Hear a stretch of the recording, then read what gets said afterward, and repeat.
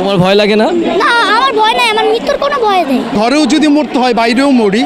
TV বা পুলিশের আর্মিদের কাছে বলবো যে গুলি কর, আমাকে গুলি কর। বাবা, আজকে যে তুমি এই আন্দোলনে এসেছো, কেন এসেছো? কেন আমি আন্দোলনের বিচার পেতে আসছি। কার বিচার যেতে? যারা অকারণে শহীদ হয়েছে, অকারণে শহীদ হয়েছে যারা। এখন তুমি কি চাও? এখন আমি চাই প্রতিবাদ।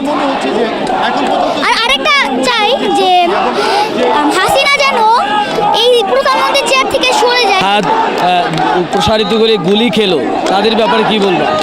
তাদের ব্যাপারে বলবো যে দোয়া করি যারা যেন জান্নাতবাসী হন। কারণ সে যে অকারণে মানে বলেছে, সে কিন্তু একটা মিথ্যা কথা বলেছিল। প্রথমে বলেছিল যে রাজাকারের বাচ্চারা কোটা পাবে না, মুক্তিযোদ্ধারা পাবে। আর আবার পরে বলছে যে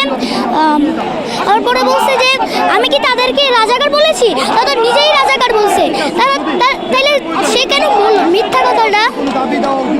তুমি কি তোমার ভাইদের মতো বুক প্রসারিত করে দেবে? আমি অবশ্যই করতে চাই। আমি অবশ্যই করব। চাইলে আমি জীবনও দিতে রাজি আছি। জীবনও দিতে রাজি আছো?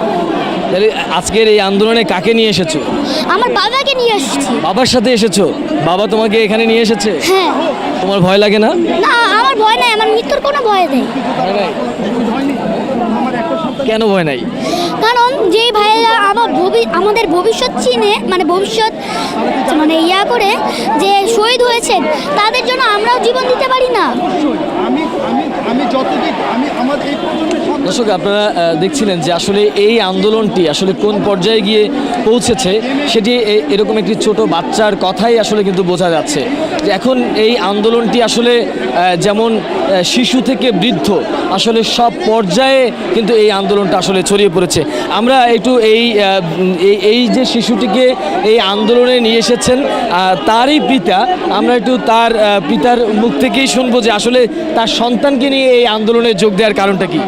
আচ্ছা, আপনি তো আপনার সন্তানকে নিয়ে এই আন্দোলনে এসেছেন, আসলে এতটুকু বাচ্চাকে নিয়ে আসলে আন্দোলনে আসার কারণ?